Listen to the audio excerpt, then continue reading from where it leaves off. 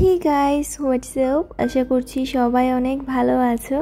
আজ তোমাদের সাথে অনেক ইন্টারেস্টিং এবং ইমোশনাল একটা ভিডিও শেয়ার করব।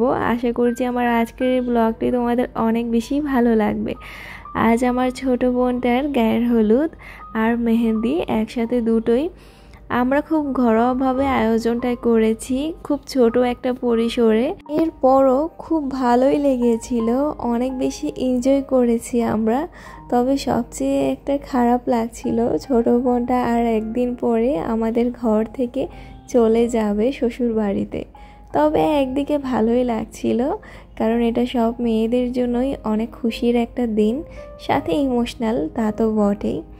এখানে দেখতে পাচ্ছ আমরা খুব সিম্পল করে ঘরের মধ্যে ডেকোরেশন করেছি।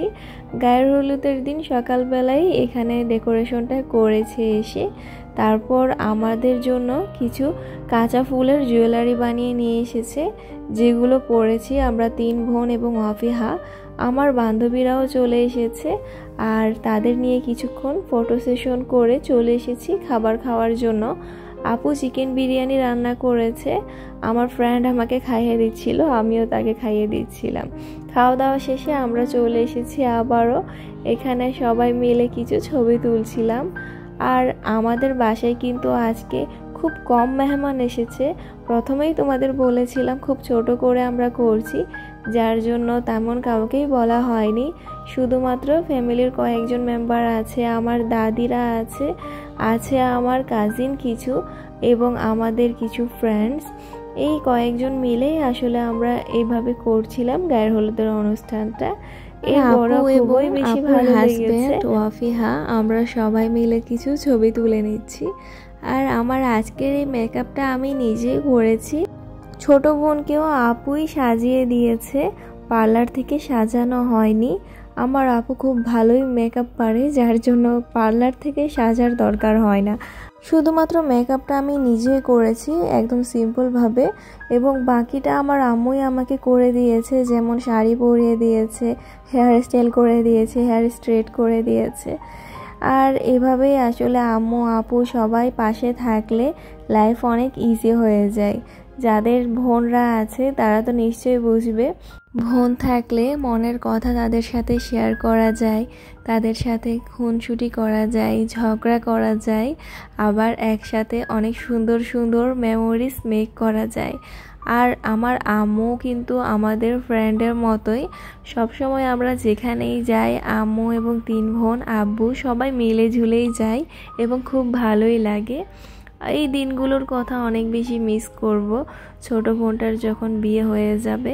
একটা কথা আমার এখনো মনে হচ্ছে, ছোট বোনটাকে কিছুদিন আগেই দেখেছিলাম স্কুল ড্রেস পরে স্কুলে যাচ্ছিল। যখন সে নার্সারিতে পড়তো তখন অনেক বেশি ছোট ছিল।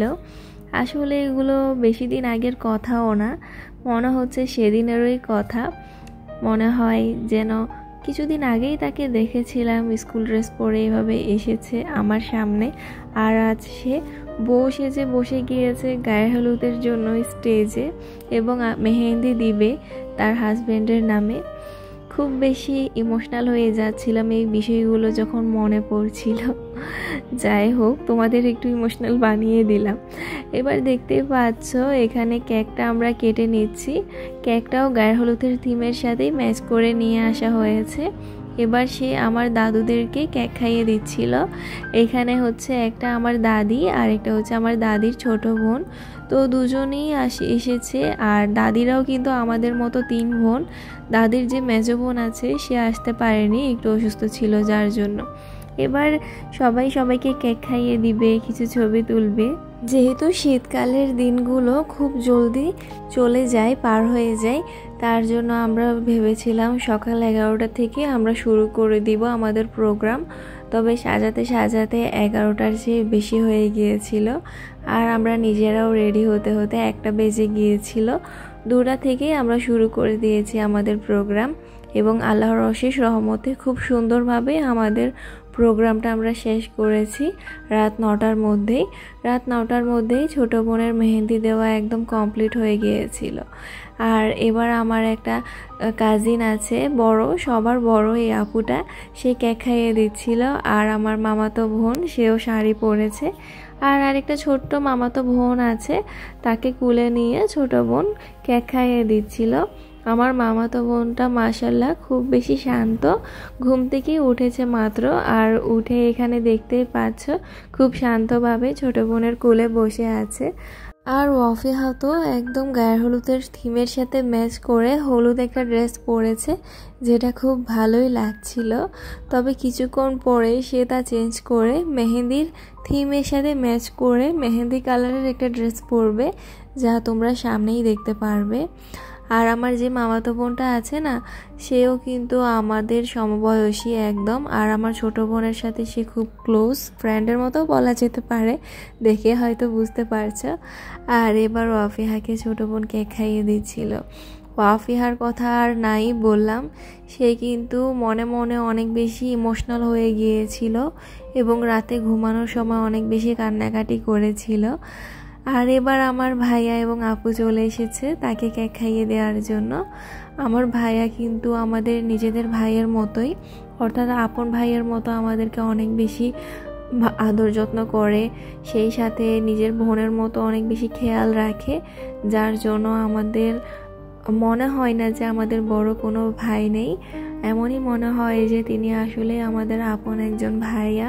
ভাইয়া এতদিন দেশের বাইরে ছিল, তবে ছোট বোনের বিয়ের জন্য তিনি চলে এসেছে বিয়ের কিছুদিন আগেই। আর এসে যত বিয়ের অ্যারেঞ্জমেন্ট আছে তিনি নিজে দাঁড়িয়েই করেছে। আমার আব্বুর আসলে কোনো ছেলে নেই, আব্বুর এসব একা সামলাতে একটু কষ্টই হয়ে যেত। তবে ভাইয়া থাকাতে আব্বুর তেমন কোনো ঝামেলাই হয়নি, ভাইয়া অনেক কিছু সামলে নিয়েছে। আর আমার আব্বু আম্মুর তো তেমন কোনো ঝামেলাই হয়নি আল্লাহর অশেষ রহমতে। এবার আমাদের সব কাজ কমপ্লিট হয়ে গিয়েছে। ছোট বোনকে মেহেদি দেওয়ার জন্য বসিয়ে দিয়েছি, আর তাকে মেহেদি আর্টিস্ট মেহেদি দেওয়া হবে। ওয়াফিহাকে ছোট বোনের বান্ধবী মেহেদি দিয়ে দিচ্ছিল, আর আমি আমার বান্ধবীকে দিয়ে দিচ্ছিলাম। আমি তেমন একটা ভালো পারি না, তবে যে ডিজাইনটা দেখি সেই ডিজাইনের মতো সিমিলার মেহেদি আমি দেওয়াতে পারি আলহামদুলিল্লাহ। আমার ফ্রেন্ডের তো অনেক পছন্দই হয়েছিল, তবে তাকে আমি একদম সিম্পল করে দিয়ে দিচ্ছিলাম, কারণ আমার একটু কাজ ছিল, যার জন্য আমি তেমন একটা সময় পাইনি। আর আমি এখানে আইপ্যাডে নিয়ে নিয়েছি ডিজাইনটা, ইউটিউব থেকে দেখে দিয়ে দিচ্ছিলাম। যেহেতু সিম্পল করে দিয়েছি তেমন একটা সময় লাগেনি। আর এভাবেই সবাই মেহেদি দেওয়ার মাধ্যমে আজকের এই প্রোগ্রামটা আমরা শেষ করেছি। আর রাতে অ্যাজ অলওয়েজ সবসময়ের মতো জলদি আমরা ঘুমিয়ে পড়েছিলাম। আজকের মতো বিদায় নিচ্ছি, সবাই খুব ভালো থাকবে।